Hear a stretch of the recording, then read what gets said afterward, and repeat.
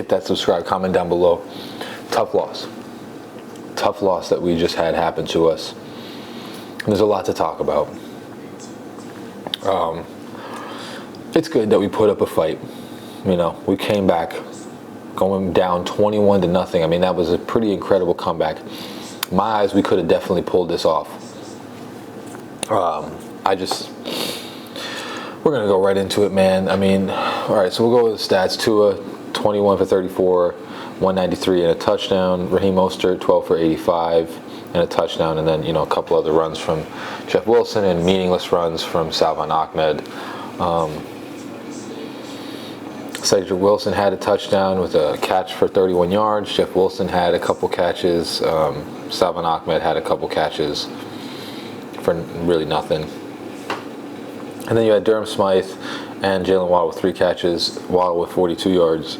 Durham Smythe for 17. Tyreek Hill 8 for 62. What I want to say first is that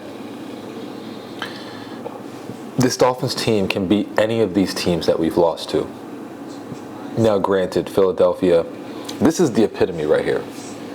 This is what we can do. You know, playing against the Super Bowl champions and putting up such a fight. This is this team. But the problem is, like a newborn or, you know, someone that's learning to walk or going through, you know, teenage years and you still have those aches and pains, it seems to be that the Dolphins, being on this stage, still have those aches and pains of dumb mistakes that keep happening over and over again in these good games that put us behind.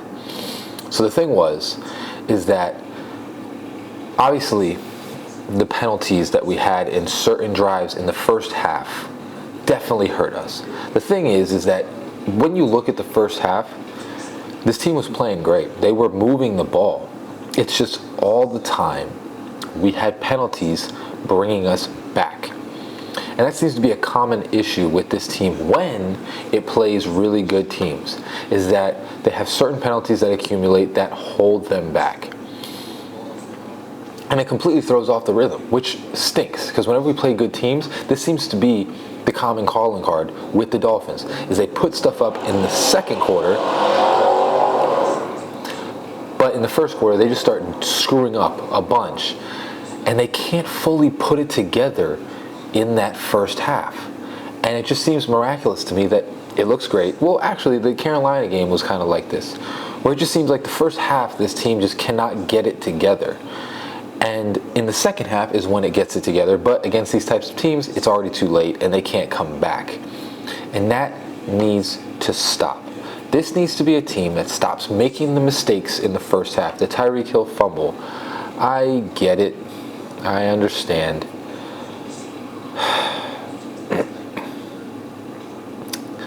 It's just a crappy thing to have happen. You know, I don't know what you can blame it on. I don't know if, you know, it is what it is, but having that fumble, obviously, clearly, you see by the score, that was the determining factor. You know, he fumbled, and that's when we really fell behind. Honestly, that was one of the many things. You know, we're driving down the field, we're throwing for 15 yards each time, and then you have a couple of holding penalties and some other penalties, and gets called back, drive stalls out. That's the problem, is that we cannot have these types of things continually happen to the Dolphins. It has to stop. We constantly shoot ourselves in the foot whenever it comes to these really good teams. Yes, we play crappy teams, and this seems to not happen too much, or it's overcomable. But whenever we play a good team, this is what makes us lose. And like I said in the preview, I called it out. Can't be the one to blink first, and that is what happened with the Dolphins. We messed up a couple times, we fumbled a couple times first, and it put us behind like usual. And it's going to be a common occurrence until we make it a different theme, is that we always blink first. That is an issue, and it comes down to the entire team. Tua played okay. I don't know what happened on that last pass.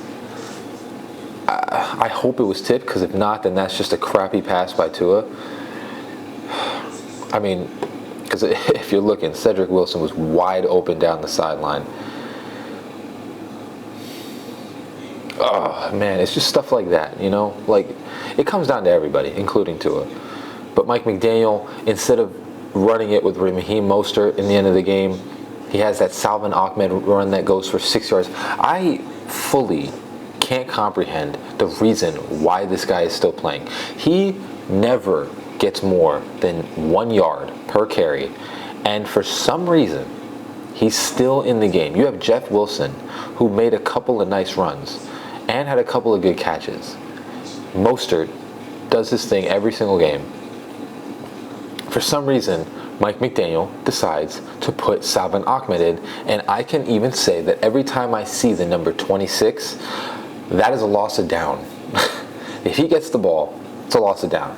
Yeah, maybe he makes one good run a game because his offensive line completely opens up a hole for him and he doesn't get touched. But for the most part, he gets the ball, that's a loss of down. That's basically what I'm chalking it up to at this point. He gets 0 yards, and I understand, again, with the whole you want to believe in your players, but at this point, sometimes you have to say, hey, this guy ain't showing anything, so maybe let's stop. We got plenty of players that can get the ball. Raheem Mostert can get the ball. Jeff Wilson can get the ball. Do some end arounds with Tyreek Hill. Waddle hasn't gotten really one end around I haven't seen the whole entire year, which is mind-boggling. Waddle is like not even a factor, it seems to be, in these games. I don't know. It's like we had this rookie year, and then we had an explosion last year, and now Waddle seems to not even be a factor in these games. I mean, I understand they're doubling Tyreek Hill, but are we looking at Waddle's side? What's going on with him? Because I know Waddle's route running is incredible. I just want to know what the situation is with Jaylen Waddle, because it just seems like he is just not getting the ball. Like I said, what did he have, 3 catches this game? 3 catches. It seems like, I don't know. It's starting to frustrate me because this guy should not be having 3 catches in a game. He had an explosive game last game against, wow, I'm forgetting whatever the last game was. He had 121 yards. These games, he should not be getting 3 catches for 42 yards. That's just, it doesn't make any sense. He should not be getting that. You know, Tyreek Hill is getting 8 catches.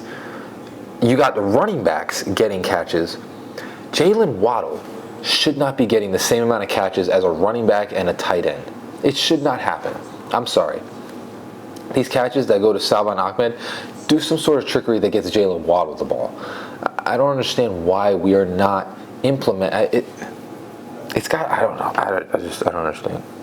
Because Jaylen Waddle has to be more incorporated. I mean, it seemed like every game last year, I remember, most games, it seemed like almost every other game he had 100 yards, or he was close to it, or he had a touchdown, or he had something. It seemed like every single other game he was doing some crazy stuff, scoring. And it's like this year, he's like irrelevant. I barely see him get the ball. And I don't know if that has to do with Mike McDaniel or if Tua just keeps looking at Tyreek Hill too much, but Tyreek Hill is clearly getting doubled. Jaylen Waddle, he has to be open. There's no way that he's not. There's no way that Jaylen Waddle is not open. So that's another common occurrence that I keep seeing where I'm just like, what is happening where Jaylen Waddle is not getting the ball? Because he needs to get the ball. He is a playmaker. Getting the ball to Jaylen Waddle 3 times in a key game like this is unacceptable. It's unacceptable. He is a superstar. He should not be getting the ball only 3 times if you want to win a game. It does not have to go to Tyreek Hill every single play. Jaylen Waddle has the same skill sets as Tyreek Hill. Heck, I would even say, if not the same, maybe better Jaylen Waddle at route running. There's no way that he only gets the ball 3 times. There's no way. There's no way that he gets the same amount of times as Durham Smythe and Jeff Wilson Jr. There's no way. It just doesn't make any sense. That Salvon Ahmed almost has as many catches, and that Salvon Ahmed gets the ball more than Jaylen Waddle. He had 1 rush. There's no way that Salvon Ahmed gets the ball more than Jaylen Waddle.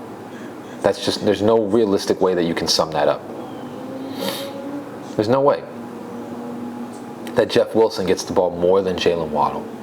I don't know what we're scheming up here, but there's no way that they get the ball more than Jaylen Waddle. He needs to get the ball more. Second off, this defense looked great. End of story. I don't really need to talk about that anymore. The defense did their job. The defense held them to 14 points the entire game. The superstar Chiefs held them. Travis Kelce had like 20 yards catching. Let's see. Yeah, 14 yards. Did their job. Did exactly what they said they were going to do. But this offense keeps stalling out every time they play a good team. And like I said, it has to do with the Jaylen Waddle thing. It just doesn't make any sense how almost every other player is getting more touches than him. And the last thing is that these play calls, man. These play calls are screwing us up. Like I said, the Salvon Ahmed thing needs to stop. That needs to end, because every time he gets the ball, oh, look at this, rushing, 3 attempts for 4 yards. He gets 0 yards. He gets knocked back every time. Salvon Ahmed, you can flick him and he's down. I don't understand why he keeps getting the ball. Jeff Wilson had 2 carries for 6 yards.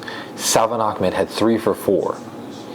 Tua had more rushing yards than Salvon Ahmed, and he seems to get the ball more. Just doesn't. I can't wait till Achane comes back so that Salvon can just stop being on the field, because it's just every time I see him, it's a loss of yards or it's 0 gain. It's like it's a irrelevant down. It just doesn't do anything. Every time he gets the ball, the down is over. There's no positive gain for him. And it's funny because he has 3 for 4. The only reason he has 4 yards is because he had a 9-yard run. All the other ones were for negative yards or no yards. This team needs to get it together, man, because I'm tired of this. Every time we play a good team, we can't beat them, because these wins are going to mean nothing in the playoffs, because we're playing good teams then, and it just seems like we can't put it together against a good team. We got 3 good teams to play at the end of the year. We need to get this crap together. This superstar offense that's first in everything and all that blah blah blah, they never can put it together against a good team. They can't. They show it every time, that they have all these awesome stats against 1 in 5 teams or 1 in 6 teams. Then they play a good team, 14, 20 points. Just they can't score. And it's not due to Tua. Tua's doing what he needs to do. He has fumbles, he has drops, he has all sorts of stuff going against him, and it's just tough to be able to do anything at that point. And then you have bad play calls by Mike McDaniel, where he just gets too cute, and it screws the game up every time. It's just key play calls where you kind of want to just be able to move the ball forward, and he's throwing the ball behind the line, or he's running the ball not necessarily to get yardage. He's just running the ball. And I understand you want to run the ball, but if you are at the end zone, you put your best players in. You don't put Salvon Ahmed in. You don't put them in. At the end of the game, I don't care if Mostert is gassed. I know he wants to get in the game. You put Mostert in. You don't put Salvon Ahmed. You don't put crappy players in at the end of the game. That's when you put all your best players in and you put all the chips on the table. This needs to stop. That's all I have to say about this. Hope you guys have a great rest of your day. Fins up, baby. Bye week next week. Praise God, love God. Fins up, baby. Peace.